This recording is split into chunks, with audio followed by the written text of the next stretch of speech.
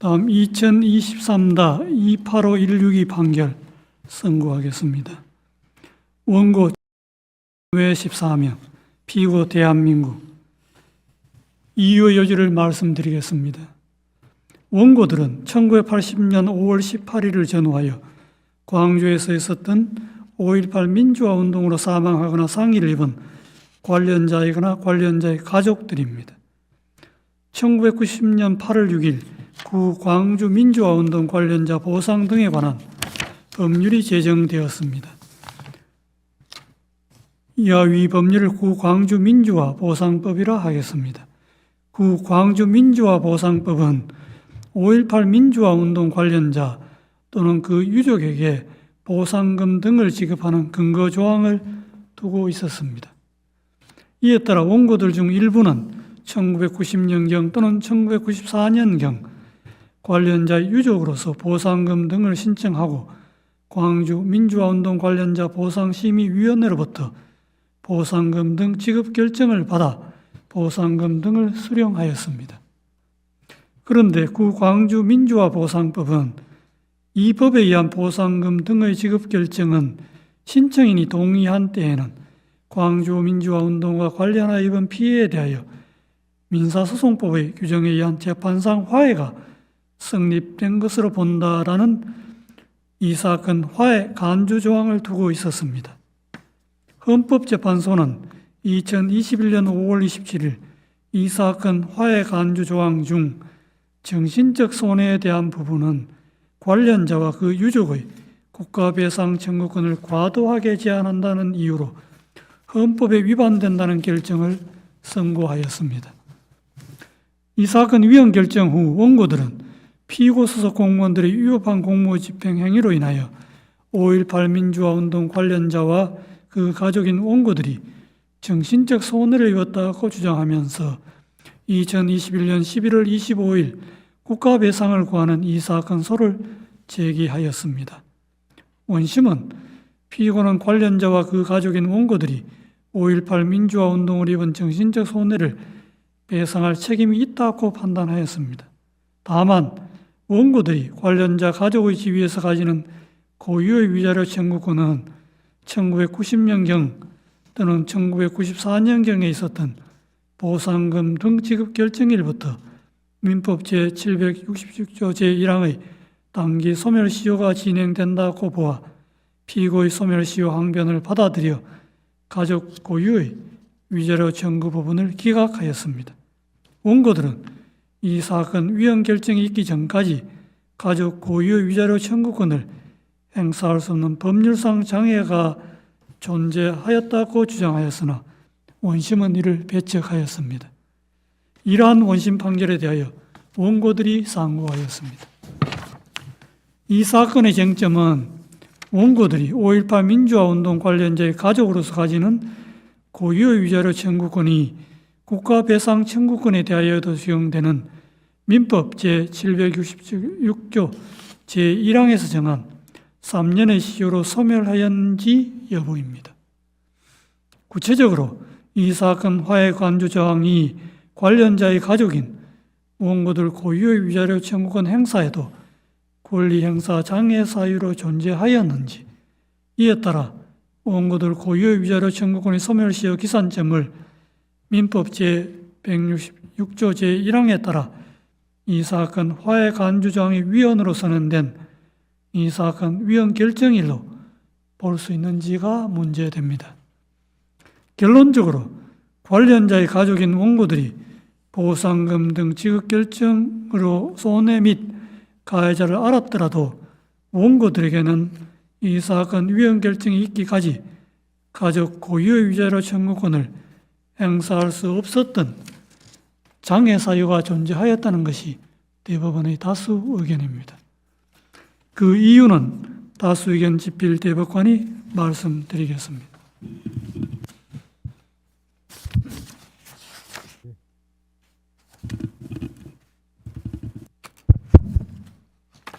다수견 이후의 의지를 말씀드리겠습니다. 민법 제766조 제1항은 국가배상법 제8조에 따라 국가배상 청구권에 적용되는데 불법 행위로 인한 손해배상 청구권에 관한 3년의 단기 소멸시효에는 소멸시효 기산점에 관한 일반 규정인 민법 제166조 제1항도 적용됩니다. 그러므로 단기 소멸시효는 피해자가 손해 및 가해자를 안날에 더하여 그 권리를 행사할 수 있는 때가 도래하여야 비로소 진행합니다. 따라서 권리 행사를 가능하지 않게 하는 장애 사유가 있다면 민법 제766조 제1항의 단기 소멸시효는 진행하지 않습니다. 판례는 권리 행사를 가능하지 않게 하는 장애 사유는 일반적으로 법률상 장애 사유를 의미하므로 사실상 장애가 있다는 사정만으로는 소멸시효의 진행을 막을 수 없다고 보고 있습니다.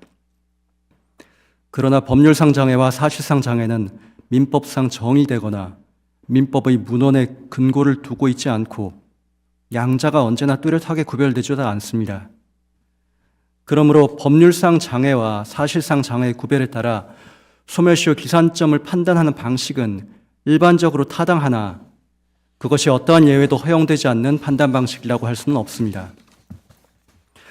민법 제166조 제1항에 따른 소멸시효 기산점인 권리를 행사할 수 있는 때의 궁극적 판단 기준은 권리 행사의 객관적, 합리적 기대 가능성입니다. 그러므로 불법 행위로 인한 손해배상 청구권을 행사함에 있어 객관적, 합리적 기대 가능성을 부정하는 사유가 있다면 그것이 일반적으로 이해되는 법률상 장애 사유가 아니라도 단기 소멸시효가 진행하지 않는다고 보아야 합니다. 이때 권리 행사의 객관적, 합리적 기대 가능성이 있는지는 소멸시효 제도의 취지와 더불어 권리의 목적과 성격, 채권자와 채무자의 특성과 상호관계, 사안의 유형과 맥락 등을 두루 규범적으로 고려하여 권리 행사가 문제되는 시점의 일반인을 기준으로 판단하여야 합니다. 또한 국가배상 청구권은 국가가 개인의 기본권 보장 의무를 저버린 채 오히려 국민에 대해 불법 행위를 저지름으로써 발생한 손해를 사후적으로 회복 구제하기 위해 마련된 특별한 기본권이라는 점을 고려할 필요가 있습니다. 나아가 이른바 과거사 사건과 같이 공무원들이 조직적으로 관여하여 불법 행위를 저질러 중대한 인권 침해가 발생하였고 이후 진실 규명의 어려움, 억압적 사회 분위기 등으로 국가배상 청구권 행사가 사실상 곤란하였다면 이러한 사정도 함께 참작하여야 합니다. 일반적으로 법률의 부지나 잘못된 법률 해석은 권리 행사의 객관적, 합리적 기대 가능성을 부정하는 사유가 아닙니다. 하지만 가해자인 국가가 국가배상 관련 법령을 제정 집행하는 과정에서 국가배상의 법률 관계를 복잡하고 불명확하게 만들었고 그로 인하여 피해자인 국민이 자신의 권리 관계를 제대로 인식하지 못하여 그 권리를 행사하기 어렵게 된 경우는 달리 볼 수 있습니다. 이 경우 권리 행사 가능성은 관련 법령의 내용 및 이에 따른 국가의 조치 등에 비추어 일반적인 피해자라면 국가의 권리를 행사할 것이라 객관적 합리적으로 기대할 수 있었는가를 중심으로 국가배상제도의 목적과 피해자 보호 필요성 등을 함께 고려하여 신중하게 판단하여야 합니다. 이에 따라 이 사건을 판단해 보겠습니다. 관련자의 가족인 원고들은 구강주 민주화 보상법에 따른 보상금 등 지급 결정이 있은 무렵에는 피고의 불법 행위와 그로 인한 손해에 대하여 현실적이고도 구체적으로 인식할 수 있었다고 볼 수 있습니다. 그러나 원고들에게는 이 사건 위헌 결정이 있기까지 관련자 가족 고유의 위자료 청구권을 행사할 수 없었던 장애 사유가 존재하였다고 보아야 합니다. 그 근거를 설명해 드리겠습니다.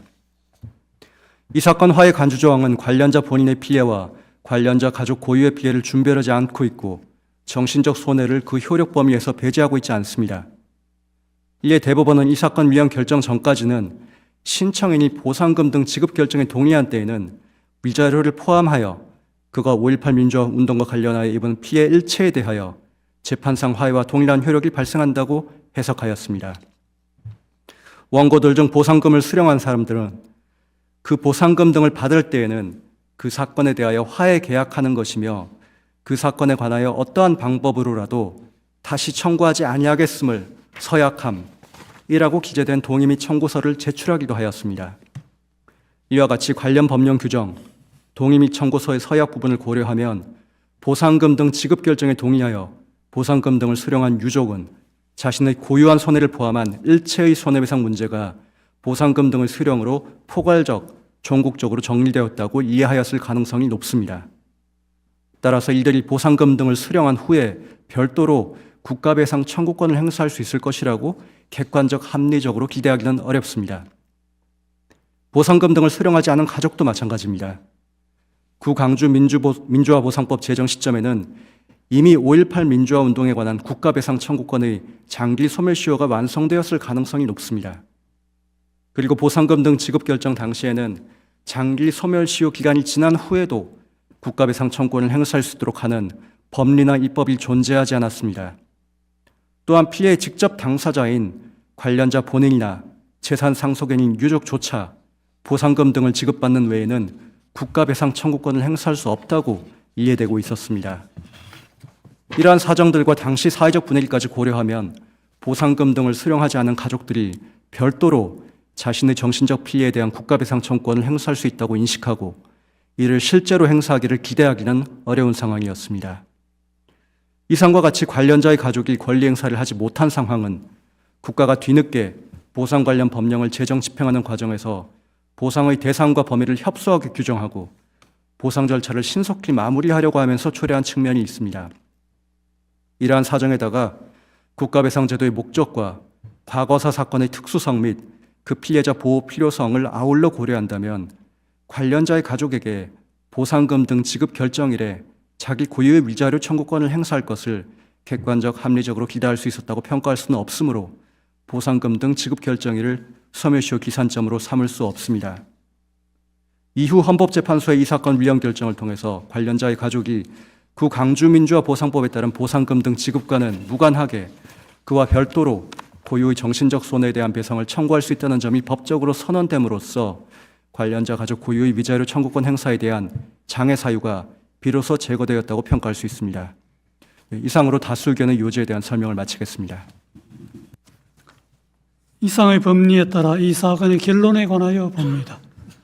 원고들은 이 사건 화해 간주 조항으로 인하여 이 사건 위헌 결정일인 2021년 5월 27일까지 관련자의 가족으로서 가지는 고유의 위자료 청구권을 행사할 수 없었습니다.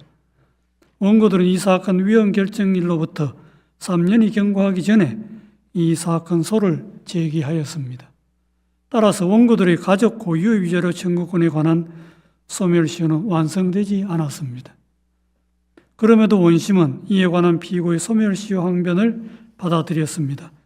이러한 원심 판단에는 소멸시효의 진행을 막는 권리행사 장애 사유 등에 관한 법리를 오해하여 판결에 영향을 미친 잘못이 있습니다.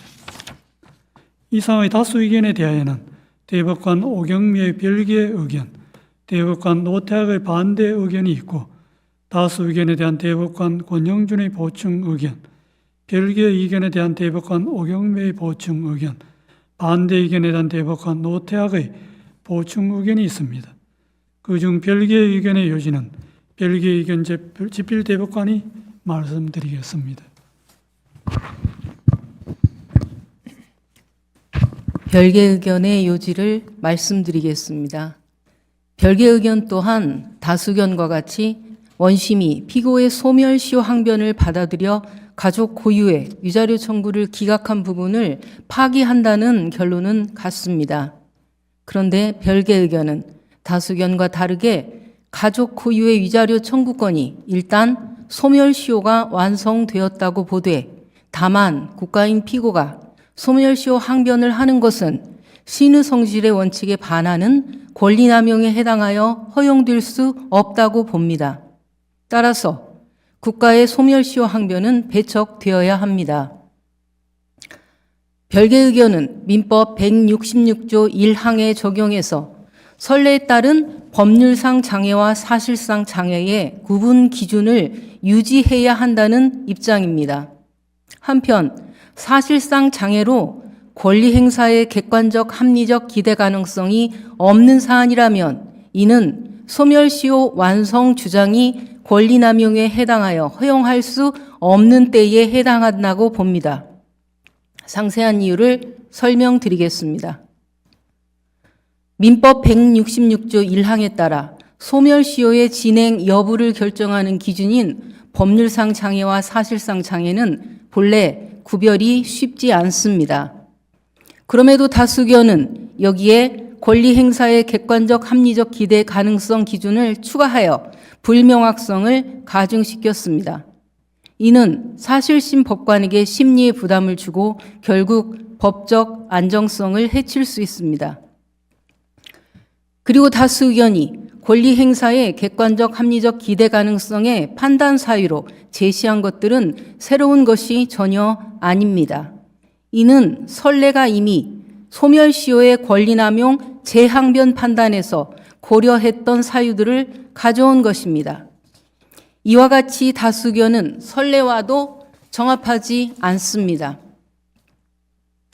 과거사 정리법이 2005년에 시행되면서 대법원은 2011년에 이르러 아람의 사건과 인혁당 재건의 사건 등 다양한 과거사 사건에서 피해자를 구제하였습니다.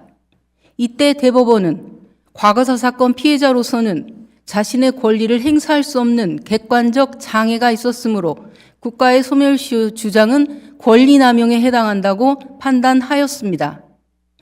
이러한 선례의 태도는 소멸시효 제도의 운용에서 법적 안정성을 도모하면서도 과거사 사건의 특수성에 맞는 구체적 타당성까지 확보한 것입니다. 그때의 법리는 지금도 여전히 보편 타당하게 적용될 수 있습니다. 또한 다수 의견이 내세운 권리 행사의 객관적 합리적 기대 가능성 법리는 과거사 사건 피해자들을 총체적이고 차별 없이 구제할 수 있는 법리로 기능하지 못합니다.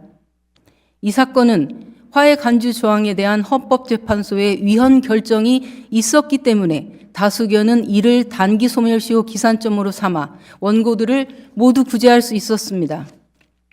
그러나 과거사 사건 피해자들 중에는 재심 무죄 판결을 받을 수 없거나 과거사위원회의 진실규명 결정이 없는 사람들이 여전히 남아 있습니다.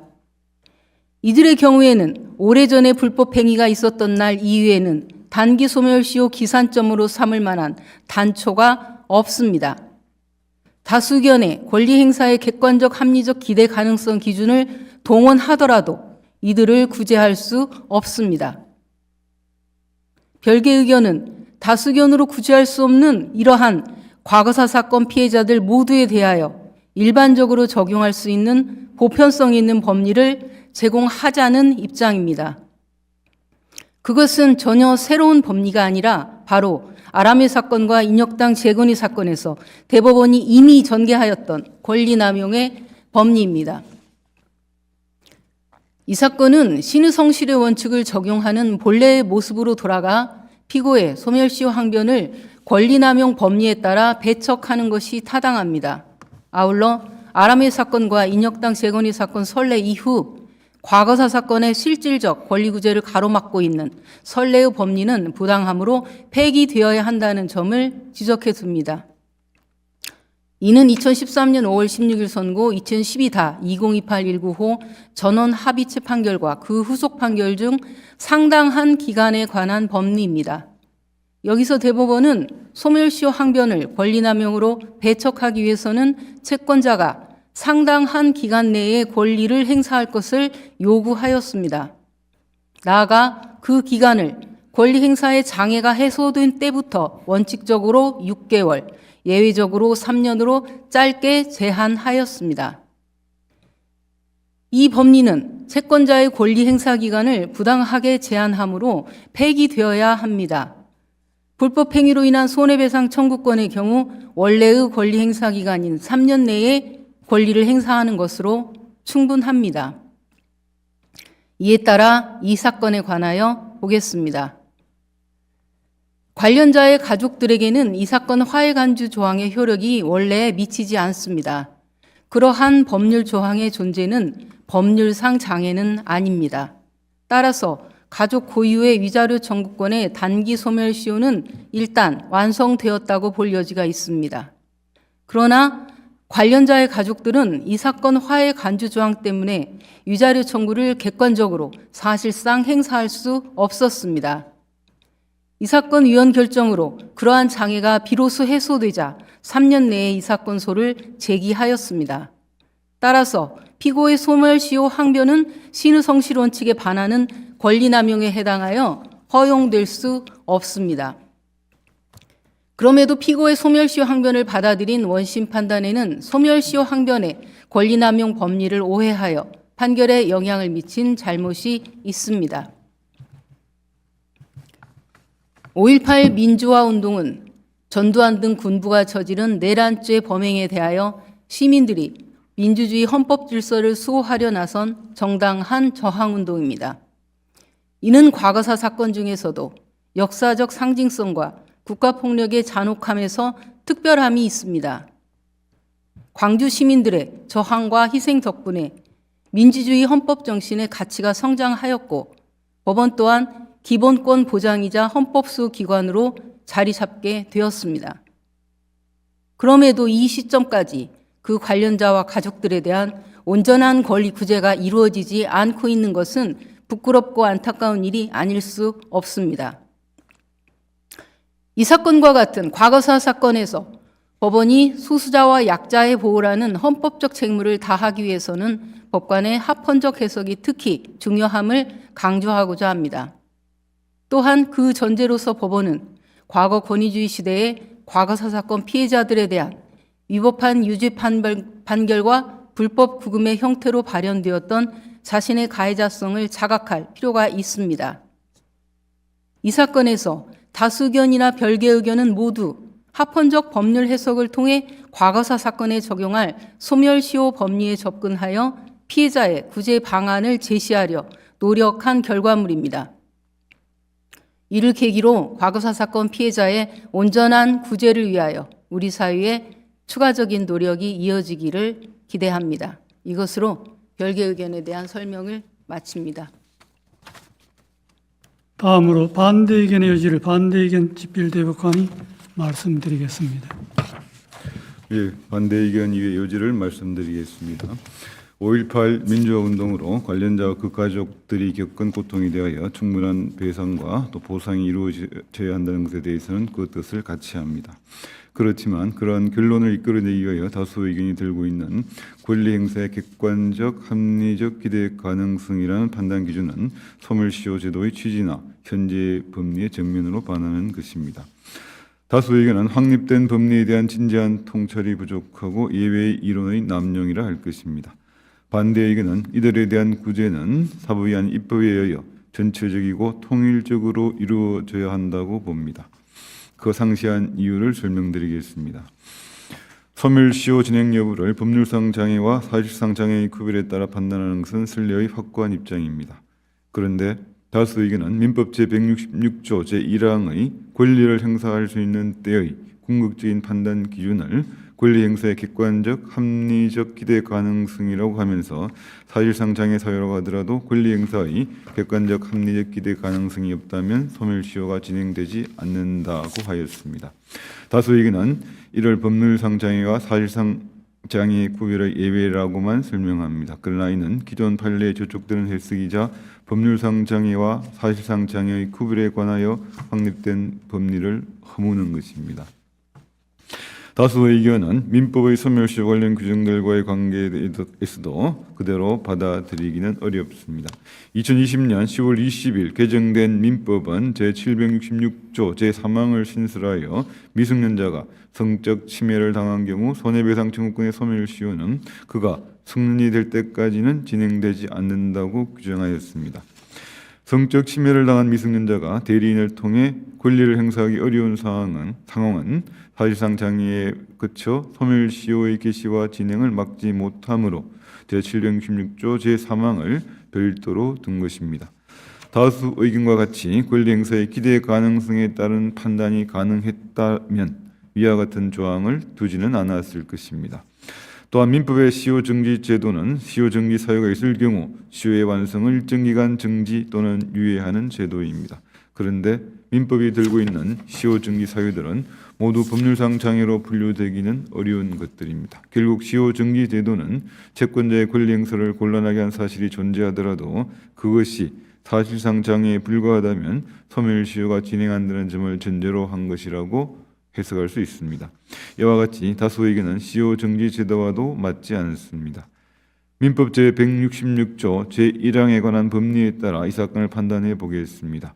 구 광주민주화보상법 관련 규정을 종합하여 볼 때 보상금 등의 수령 여부와 상관없이 관련자의 가족은 보상금 등 직업 결정일 이후부터는 이 사건 화해 간주 조항과 관계없이 독자적으로 고유의 위자료 청구권을 행사할 수 있었고 실제로 행사한 사례도 있습니다.